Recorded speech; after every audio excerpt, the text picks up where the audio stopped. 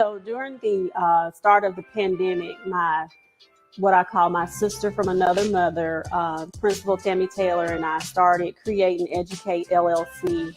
And the reason we started that platform, the platform we started was the collaborative. What we were seeing was that we were both educators, we were both educational leaders. We were hearing a lot from students, teachers, and parents, the complaints of, it's too much work being sent home. The parents didn't really understand how to work with their children. The children were frustrated. Everybody was frustrated, but no one was really talking to one another, just more about one another and pointing fingers. So we started the collaborative in order to minimize that, to bring everyone into the same space, and to bring awareness to what needed to happen during the pandemic in order for our students to best be educated with the help of parents and the educators that were sending them, the work that was needing to be done at home. In 20 years, I hope to have accomplished a lot. Definitely inspiring others, definitely an inspiration and example for not just my two daughters, but several other girls in the community and in other places that I work with, people that I mentor, educators that I mentor. But I really hope that I have made an impact on education and children.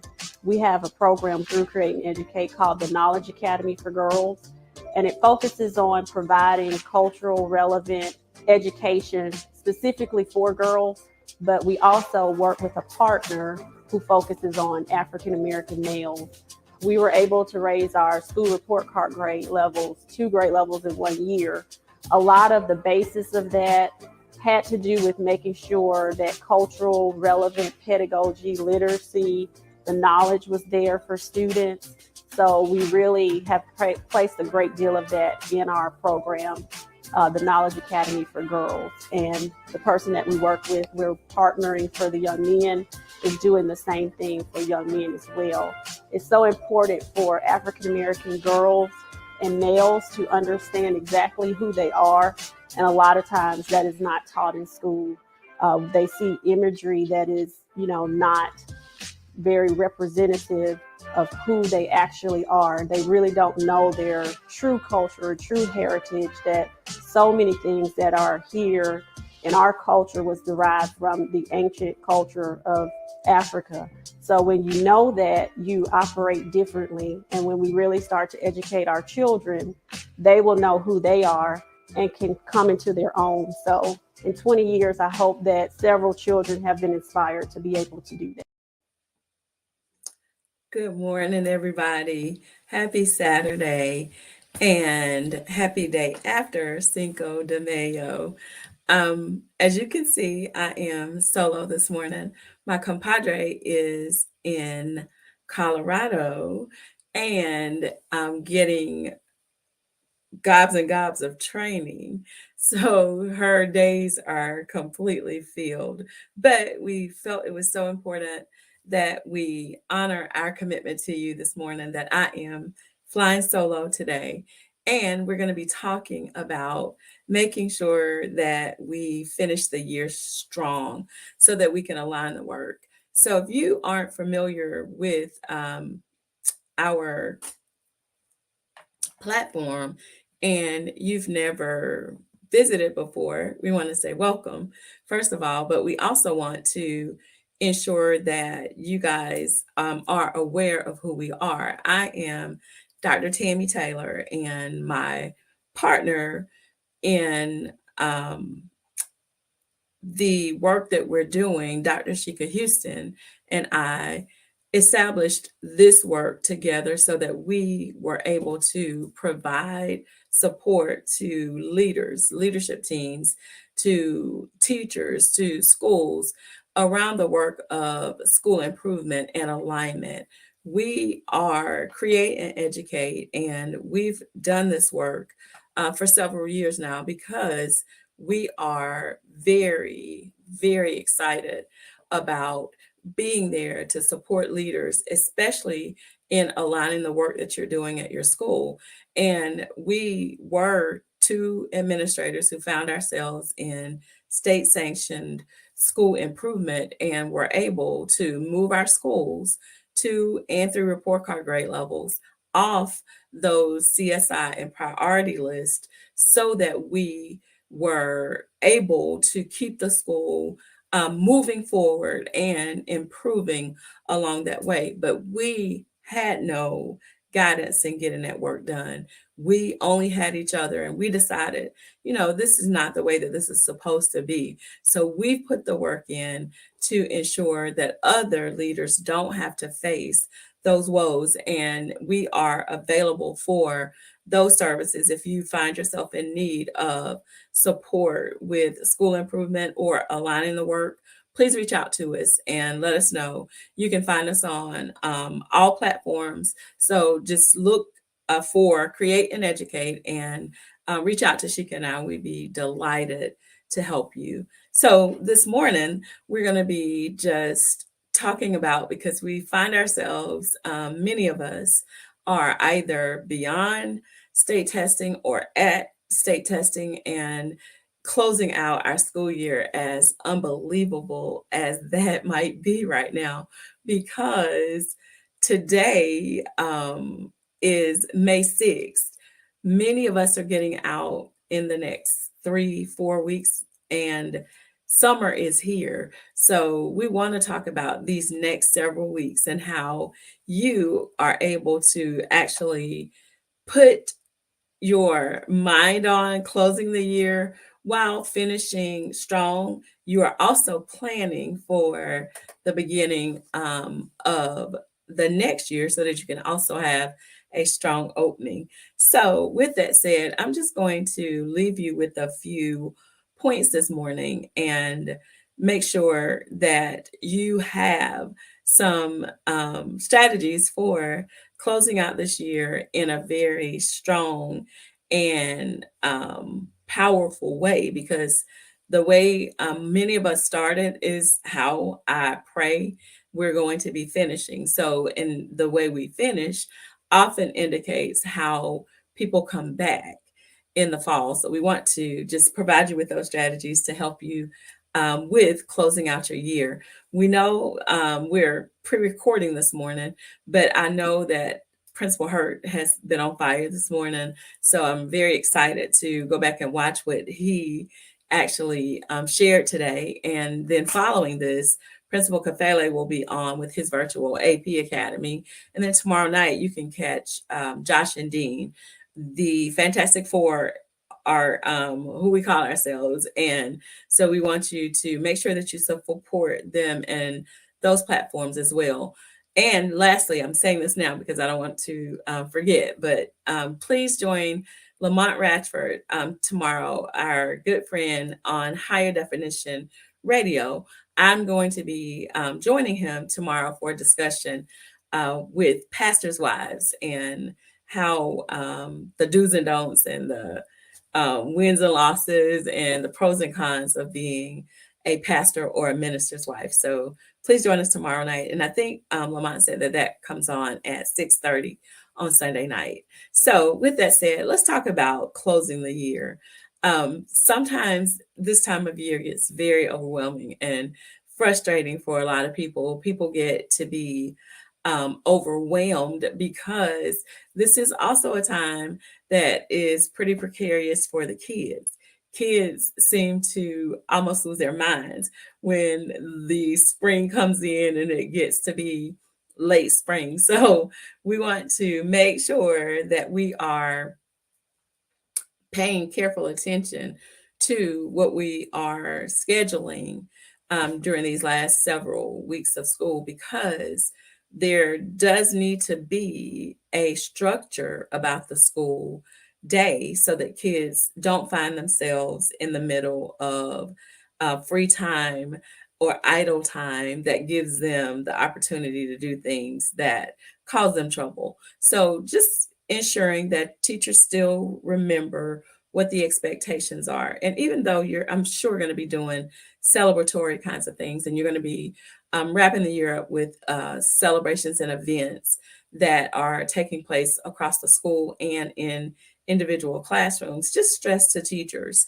that students still need to be sure of the expectations that exist in the school, and those school-wide expectations are being followed. The same needs to hold true for your expectations in the classroom. This isn't the time to say, oh, well, we're going to just cut them a break. We're almost out. We're just going to overlook the infractions as they are occurring. Continue to pour into them and help them to understand that you are almost an entire year older, and you now have a new set of expectations. One thing I suggest, if you finish quickly and you have a lot of time left, start letting them explore the next grade. Let them see what those teachers are thinking. At Harvard, that's called class shopping. So at Harvard, when you are going to enroll in your first classes, what happens is you get to go and like visit these classes and see what the professors like, and to hear what their class is going to entail. Even though the kids aren't really shopping, let them see what the teachers at the grade level ahead expect, so that they can start to wrap their minds around things for the next year too, which leads me to that next point. Um, when you meet with your leadership team and you start to debrief this school year, make sure that you also, during that debriefing, you're keeping notes for what your plan for the next school year needs to look like. Because one thing that is for certain, the pitfalls and the changes that you saw that needed to occur this year, you don't want to go into the next year doing the same thing. So you want to refer back to those things that you know either worked very well and you want to continue, or things that this didn't go so well. So you want to make sure that you are thinking about a different way for the next school year. And I'll give you a perfect example. Everybody has to do orientation night. Everybody has to do a back to school event. If you had a successful one and your turnout was great last year, think about what that looked like. And so as you're planning to open for next year, you include that in your plan. But the contrariwise is true as well. And the reciprocal of that, if it didn't go well, make sure that you think about, why did we not get the turnout that we were looking for? What can we do that could entice more people to come out and support us during that event or other events? But debrief with your team. Help them to look to the future for what we are going to do to open school and set the tone for the next school year. Create your calendar for next year now. Go on and put those dates on the calendar that you know are dates that we have to do certain things. Take the district's calendar, or whatever you guys use as a guide, and go on and insert those dates, so that starting the year, everybody knows exactly when things are due and when certain events are going to take place. The other thing that I think is crucial for closing the year, and if you're keeping points, this is point number 2, you're going to need to do something. And if it's only over the intercom, but because that intercom is a very powerful tool, thank your staff. Publicly thank your staff. Thank your staff for what they've done this year. Thank them for helping you to get through the year, because I promise you, without them, you could not have done it. So thank them. Thank them in a way that lets them know how much you appreciate them, but it also lets your children know how much you appreciate them, as well as your parents. Because when you provide that public thanks, the teachers are motivated to do more. They know that they're appreciated, and so they leave this year knowing that you appreciate everything they did this year. Coming back next year, they know that you're someone who is going to acknowledge the work that they've done, as well as to support them by saying thank you and recognizing the fact that you cannot get this work done on your own. Next point would be to get feedback. And I think this is very important. You need to obtain feedback, and you need to obtain feedback from all your stakeholder groups. I know by this point, you've already done your needs assessment and you've gotten survey after surveys done for report cards. You've gotten surveys done for your state, probably. You've gotten surveys done for Title I or whatever federal funding you might receive. But this is a personal feedback that I'm inviting you to solicit. This feedback is just feedback on what the families thought about the year.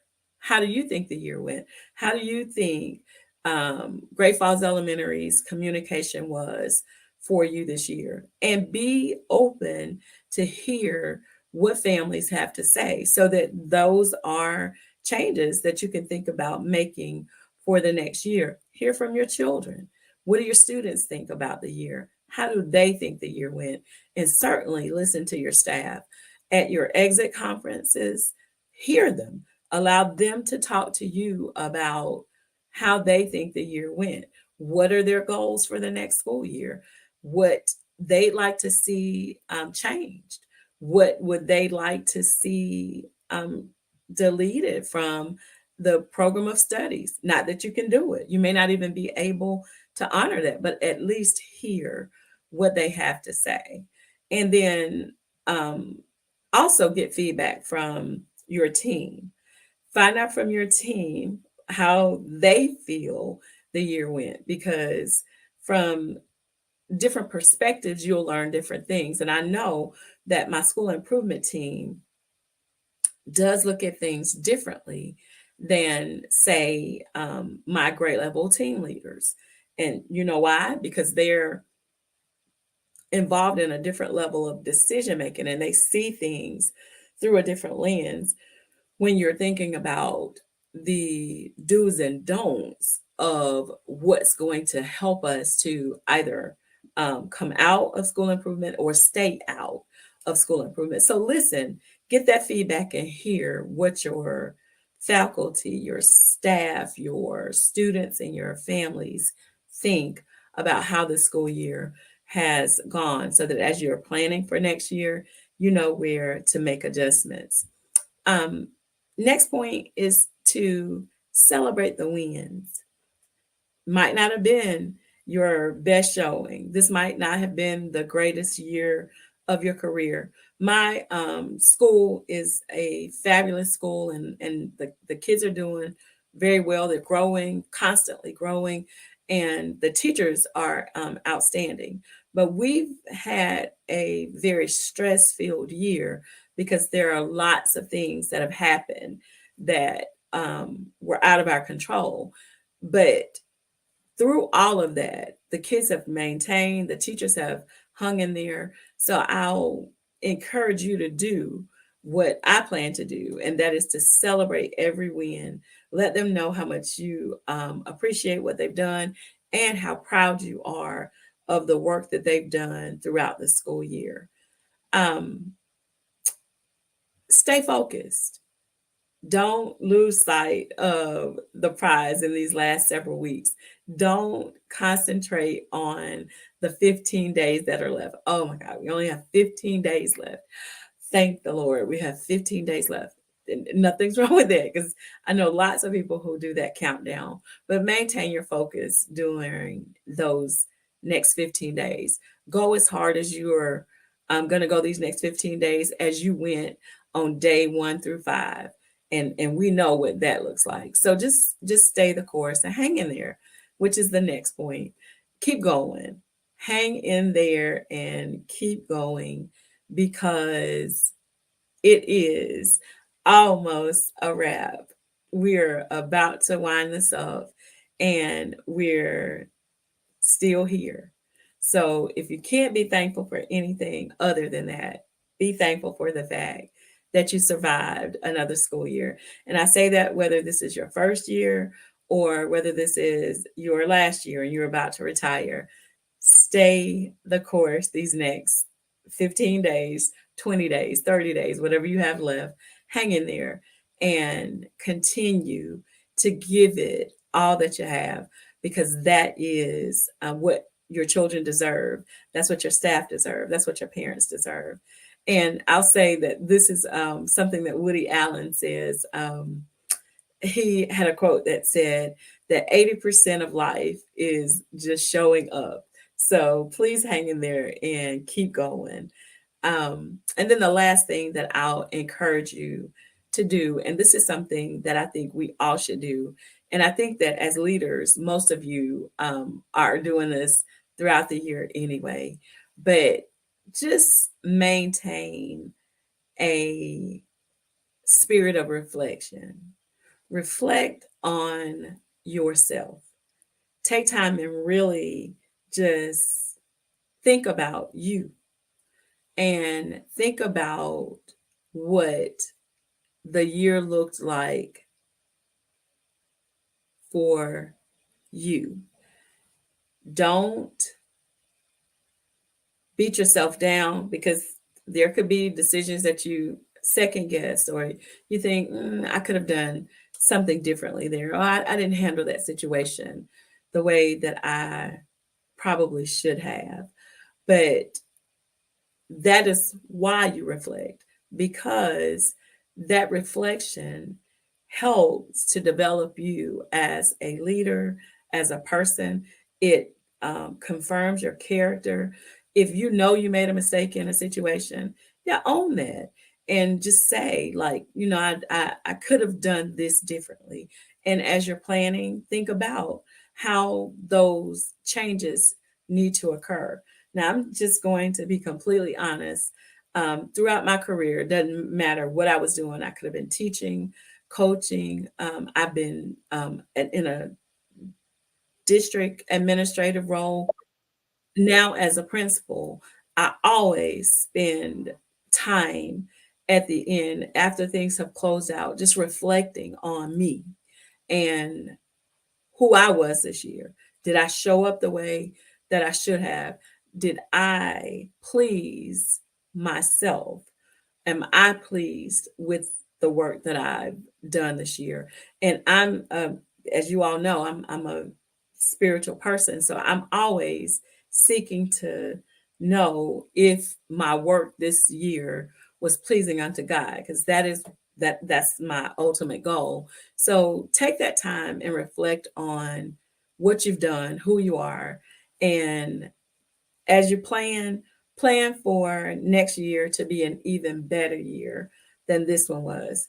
If this didn't turn out the way that you wanted it to, guess what? It's almost over. So you have an entirely new trajectory ahead of you. So hang in there and stay with it. So I just wanted to celebrate each one of you this Saturday morning and say, I hope that you have the best week yet, and that each week until you close just continues to get better and better.